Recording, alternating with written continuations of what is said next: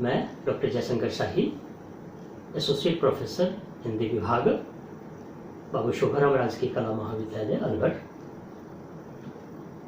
BA प्रथम वर्ष, अनिवार्य हिंदी के इस व्याख्यान में आप सबका स्वागत करता हूं।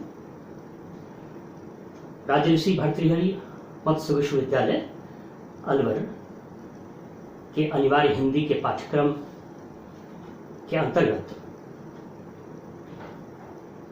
पद्य भाग से संबंधित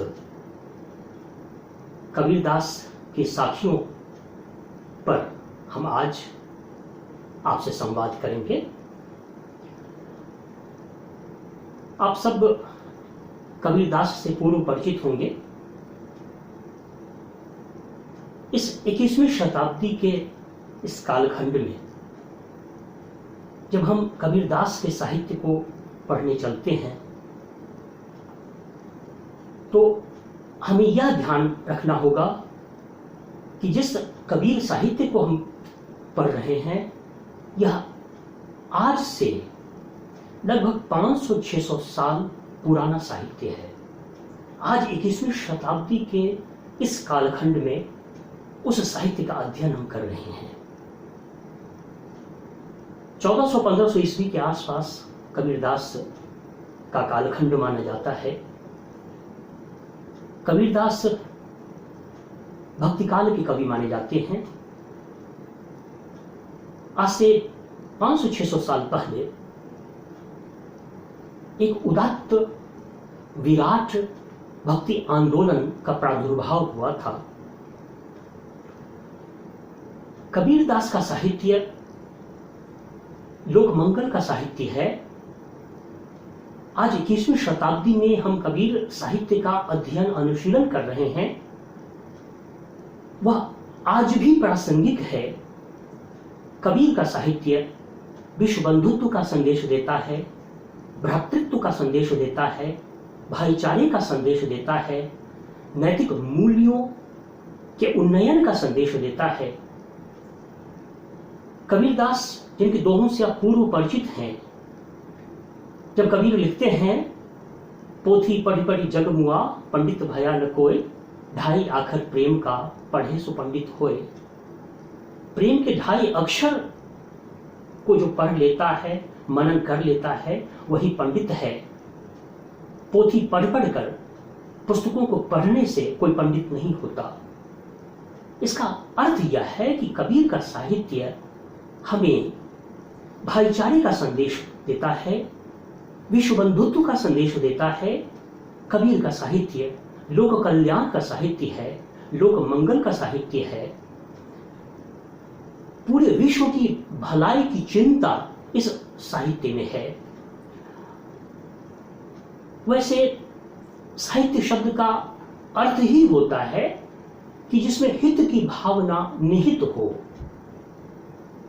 लोक कल्याण की भावना जिसमें निहित हो, वह साहित्य है। साहित्य में शिवम का तत्व निहित होता है। तो कबीरदास के इस साहित्य का अनुशीलन हम करेंगे। भक्तिकाल के कवि कबीरदास हैं। भक्तिकाल के साहित्य में और उस समय के भक्तिकाल के जो कवि रहे हैं उनकी अलग अलग विचारधाराएं थीं। कुछ कवि, कुछ दार्शनिक, कुछ संत निर्गुण ब्रह्म में विश्वास करते थे, जबकि कुछ जो कवि थे वे सगुण ब्रह्म में विश्वास करते थे। आप जानते हैं कि कबीरदास निर्गुण ब्रह्म में आस्था रखते थे। निर्गुण ब्रह्म अर्थात वह ब्रह्म जो 3 प्रकार के गुणों से अतीत हो, गुणातीत हो। 3 प्रकार के गुण माने गए हैं, सात्विक, राजसी और तामसी। इन 3 गुणों से जो परे हो, इन 3 गुणों को जो ट्रांसेंड करता हो, इन 3 गुणों से जो अतीत हो, वह ब्रह्म है, वह निर्गुण ब्रह्म है। और कबीरदास की आस्था उस निर्गुण ब्रह्म में है।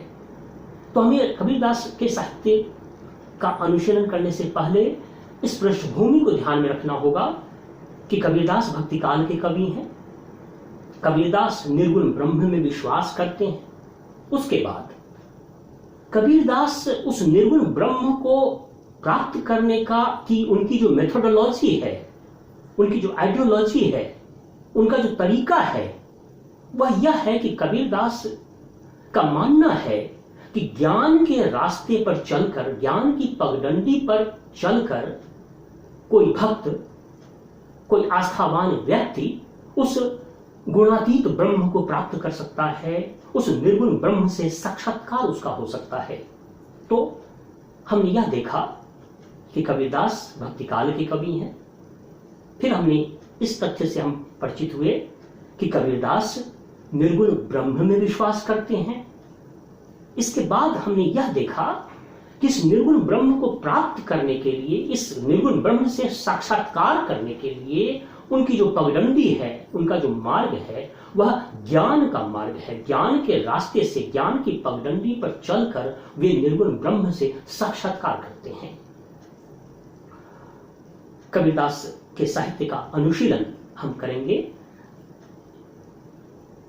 ये साखियां कहलाती हैं। दोहा छंद में रचित यह साहित्य है। इन दोहों से पूर्व से भी आप परिचित हैं। आज हम कबीरदास के उन दोहों का अनुशीलन करते हैं। कबीरदास के इस पाठ्यांश का पहला जो शीर्षक दिया गया है वह है गुरुदेव को अंग, और इनका पहला दोहा जो प्रारंभ हो रहा है उसका वाचन, अनुशीलन और विश्लेषण हम करते चलेंगे।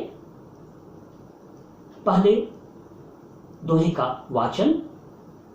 कबीरदास कहते हैं, सतगुरु की महिमा अनंत, अनंत किया उपकार, लोचन अनंत उघारिया, अनंत दिखावन हार। गुरुदेव की महिमा का वर्णन कबीरदास अपने इस दोहे में करते हैं। दोहा छंद है, यह मातृक छंद होता है। सतगुरु जो सच्चा गुरु हैं, वे किस प्रकार से अंधकार से प्रकाश की ओर ले चलते हैं अपने शिष्य को, उसका वर्णन कबीरदास करते हैं। इस दोहे में कृतज्ञता का ज्ञापन करते हैं, कृतज्ञता भाव प्रकट करते हैं अपने गुरु के प्रति, जिन्होंने उन्हें अंधकार से प्रकाश के रास्ते पर लाया। उस गुरु को कृतज्ञता व्यक्त करते हुए कबीरदास कहते हैं, सतगुरु की महिमा अनंत, अनंत किया उपकार। सतगुरु की अनंत महिमा है, सच्चे गुरु की अनंत महिमा है। उन्होंने, सच्चे गुरु ने अनंत, असीम, अपरिमित उपकार किया है। और आगे की पंक्ति, लोचन अनंत उघारिया। उस सतगुरु ने, उस सच्चे गुरु ने अनंत ज्ञान के लोचन को, ज्ञान के चक्षु को खोल दिया है। लोचन अनंत उघारिया, ज्ञान के चक्षु को खोल दिया है। अनंत दिखावन हार, और वह सच्चा गुरु ऐसा है जो अनंत का दिग्दर्शन करवाता है। बहुत ही मिस्टिसिज्म से इस दोहा का प्रारंभ हो रहा है। मिस्टिसिज्म, जिसे रहस्यवाद कहा जाता है, सच्चे गुरु की महिमा का वर्णन किया गया है। महाकवि तुलसीदास ने भी रामचरितमानस में लिखा था, बंदो गुरुपद पदुम परागा। गुरु के चरण कमलों की वंदना महाकवि तुलसीदास ने भी की थी। यहाँ संत कवि कबीरदास, निर्गुण ज्ञान मार्गी कवि कबीरदास सच्चे गुरु की महिमा का वर्णन करते हैं कि सच्चे गुरु की महिमा अनंत है, अंतहीन है, असीम है, अपरिमित है। उसने अनंत उपकार किया है। सच्चे गुरु ने ज्ञान के चक्षु को खोल दिया है और उसने अनंत का दिग्दर्शन कराया है। दोहा छंद है, तुक की योजना है, उपकार और दिखावन हार, इसमें तुक की योजना है। इसके अलावा यह मातृक छंद जिसे दोहा कहते हैं उसमें निबद्ध यह साहित्य है। भाषा सधुक्कड़ी है। आचार्य हजारी प्रसाद द्विवेदी ने कबीरदास के बारे में कहा कि संत कवि कबीरदास वाणी के डिक्टेटर हैं। कई भाषाओं, कई बोलियों का मिश्रण हम इनके साहित्य में देखते चलेंगे। तत्सम शब्दों का भी प्रयोग है। कुछ तद्भव जैसे सतगुरु, लोचन, अनंत, महिमा, ये सारे के सारे तत्सम शब्द हैं। कुछ तद्भव शब्द हैं, कुछ देशज शब्द हैं जैसे उपकार, दिखावन हार। तो यह भाषा शैली है कबीरदास की। भावार्थ को आपने अनुशीलन किया तो सच्चे गुरु की महिमा का बखान करते हुए संत कवि कबीरदास, अनंत शब्द बार बार आवृत हो रहा है। फिर से वाचन देखें, सतगुरु की महिमा अनंत, अनंत किया उपकार, लोचन अनंत उघारिया, अनंत दिखावन हार। इस पूरे दोहे में 4 बार अनंत शब्द की आवृत्ति हुई है। और साहित्य में जब इस तरह की परिघटना होती है तो इसे शास्त्रीय भाषा में यमक अलंकार कहा जाता है। अनंत की 4 बार, अनंत शब्द की 4 बार आवृत्ति के कारण इसमें यमक अलंकार है। तो भाव पक्ष के दृष्टिकोण से और कला पक्ष के दृष्टिकोण से, दोनों ही दृष्टियों में यह दोहा रमणीय है। सच्चे गुरु की महिमा का बखान करने वाला यह दोहा है। सच्चे गुरु ने किस प्रकार से उपकार किया है, किस प्रकार के ज्ञान के लोचन को उन्होंने खोल दिया है, और अनंत जो ब्रह्म है उनका दिग्दर्शन कराने का मार्ग प्रशस्त किया है उस सच्चे गुरु ने। इस कारण से संत कवि कबीरदास उस सच्चे गुरु के प्रति कृतज्ञता के प्रसून समर्पित करते हैं इस दोहे में। दूसरे दोहे पर चलते हैं। दूसरे दोहे का जो प्रारंभ हो रहा है वह देखें, पीछे लागा जाय था लोक वेद के साथ ही, आगे थे सतगुरु मिल्या दीपक दिया हाथ ही। उसी सच्चे गुरु की महिमा का बखान कि उस सतगुरु ने कौन कौन से उपकार किए हैं इस भक्त पर, भक्त संत कवि कबीरदास पर, उसका वर्णन, उसका विवरण कबीरदास यहां दे रहे हैं।